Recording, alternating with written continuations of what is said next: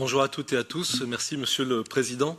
Comme vous l'avez souligné, cette objection est présentée par des députés des groupes PPE, Socialistes, Verts, Renew et The Left, donc une large palette de députés, qui proposent d'objecter à la proposition de décision de la Commission d'approuver le DBNPA comme substance active dans les produits biocides. Alors c'est une substance qui sert notamment à la conservation de matières premières destinées à la production de papier et à la conservation à court terme de peinture et de revêtements. Son usage le plus important et de notre point de vue le plus problématique étant de traiter le papier qui est ensuite utilisé pour l'emballage des denrées alimentaires, donc denrées alimentaires évidemment ensuite directement au contact du consommateur.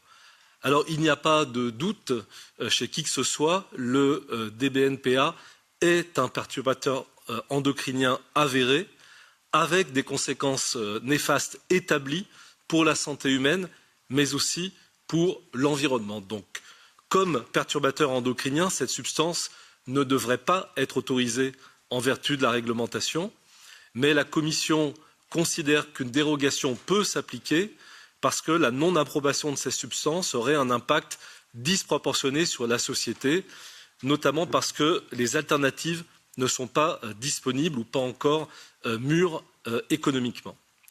Alors, comme toujours, la Commission cherche à établir un ratio bénéfice-risque et du côté des risques, le risque est minimisé par la Commission qui considère qu'il y a un présupposé de niveau sûr d'exposition au bromure dont est composé le DBNPA, car le bromure est présent naturellement et que chacun est exposé au bromure dans sa vie quotidienne, dans son alimentation.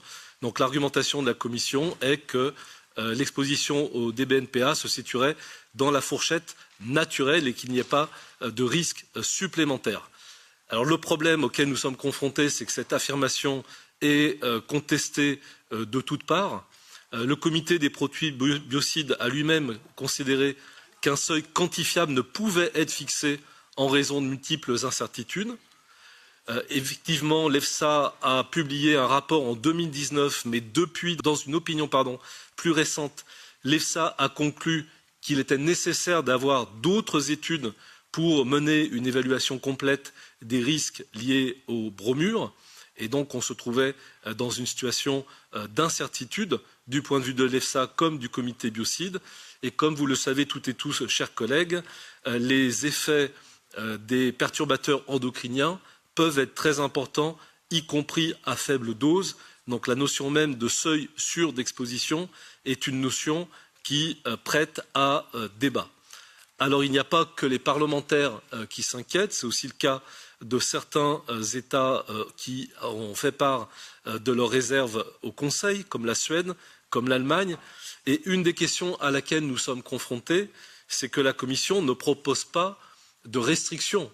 La Commission pourrait proposer d'autoriser ce produit avec une durée d'autorisation faible dans l'attente de la maturité des alternatives économiques ou pourrait restreindre l'usage et, par exemple, l'exclure ou le restreindre drastiquement sur tout ce qui est lié aux produits, à l'emballage des produits alimentaires.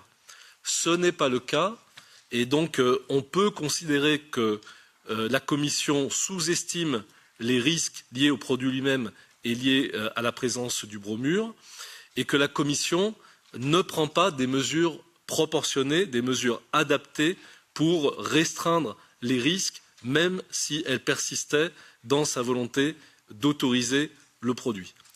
Alors, certes, des États pourront prendre des mesures plus restrictives sur leur sol, mais on sait, comme dans d'autres domaines, que c'est un facteur de confusion sur le marché européen, de fragilisation du marché intérieur et de risque de concurrence déloyale entre les États et de tromperie des consommateurs qui se retrouveraient confrontés à des produits alimentaires, par exemple, qui ont été au contact de papier traité au DBNPA et d'autres qui ne l'auraient pas été.